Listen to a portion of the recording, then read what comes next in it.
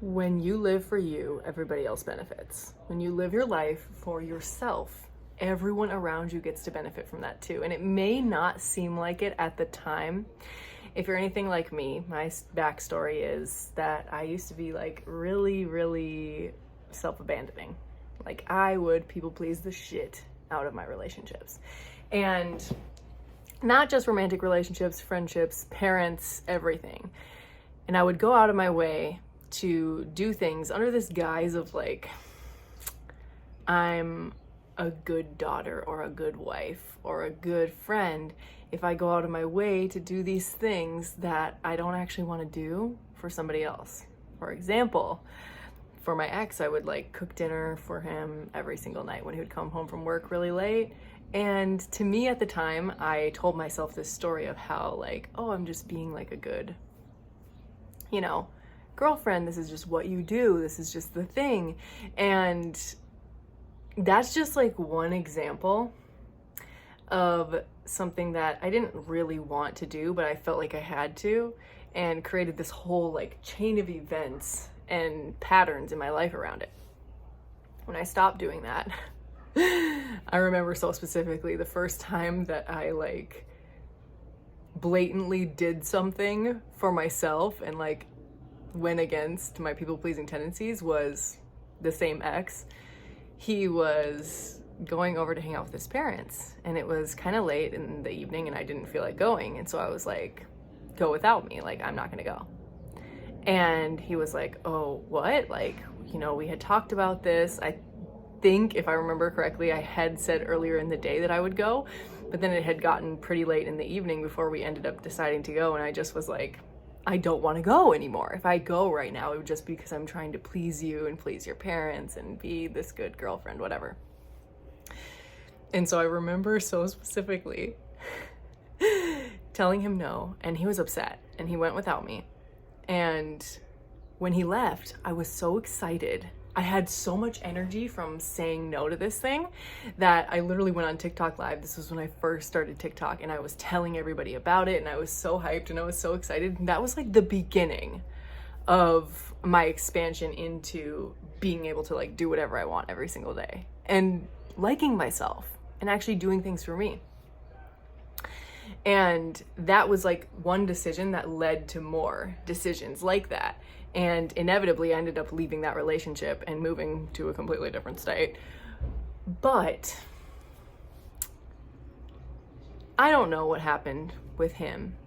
I don't know what his life is like, but I know that for me, reflecting on it after being away, there was a lot of tension, expectations, resentment that I created in that relationship, in all my relationships, but we're using this as an example. When I would do things like that, like go hang out with his parents if I didn't want to, or make him dinner, or whatever it was, that like it wasn't coming from a place of I love you and I want to do this for you just to do it. Like I just feel like doing this because I appreciate you, like let's go. It was coming from a place of like, let me do this for you, and then hopefully you'll do something for me. It's like there's a huge difference between going out of your way to do something for someone else because you think you're gonna get something out of it, because you think you might get the validation of, oh my God, you're such a great girlfriend. Oh my God, even that, like even the validation in itself, the affirmations, whatever you want to call it, of like, oh, thank you, like you're such a good girlfriend, blah, blah, blah. The praise, right? Even that in itself is enough to be transactional, because it's still not coming from this place where my cup is full. It's like, I need you to fill my cup up. And that created this like attachment where I completely lost myself in my relationships, where I would literally go out of my way to figure out what I could do to get that validation from my relationships. And I would do it over and over again. This happened in my friendships, this happened in my relationships. And yet, even though I got constantly told I'm such a great friend and they love me so much and blah, blah, blah, blah, blah, blah, blah, blah, blah, I still felt like shit. Still never felt like I was doing enough. And when I stopped doing that and started being like, okay, I'm just gonna say no, I don't feel like doing this. I don't wanna do this. I don't wanna go to this. This is what I wanna do. I'm gonna go do this for me and not for you. That was another thing. It's like I would do things for myself, but only if it involved me doing something for someone else. And the freedom that you create for yourself, like the freedom that I created for myself when I stopped doing that was insane. I don't think that I had ever taken the time really in my entire life up until the point where I left that relationship to really just focus on like who I am and what I want to do and what I enjoy doing by myself. Doing things by myself wasn't a thing that I had really done ever. It was like the reason to go do something would be to do it with someone else. And to loop this all back to my original point, there is nothing wrong with doing things with other people. There's nothing wrong with doing things for other people. But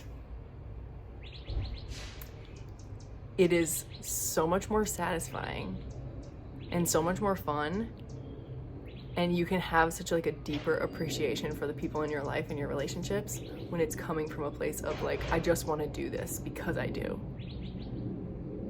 There's no attachment. There's no need for you to, do something back for me. You don't have to tell me thank you. Like, I don't need the validation. I just want to do this for you. Like, the feeling of giving someone like a gift, for example, when you don't even care if they say thank you. You don't care if they say thank you. You don't care if they acknowledge it at all. The only thing you care about is just giving the gift. That's a gift for you in itself. That is like the sauce of life.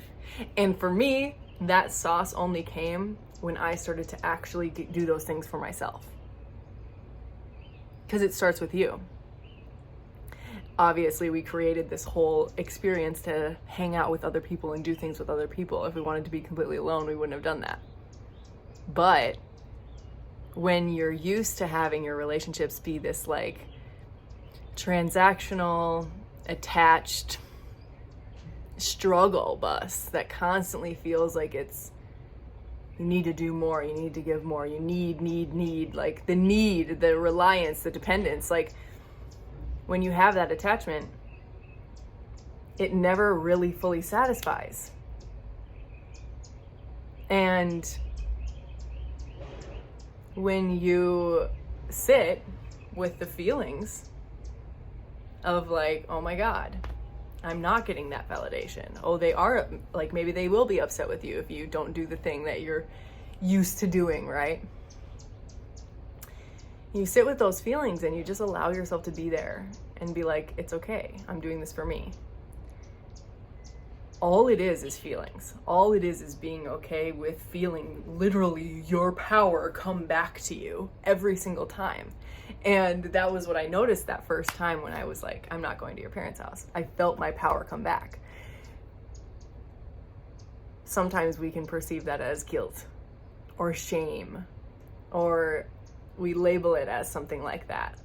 But really all that's happening is you're getting your power back and you're feeling a lot about it.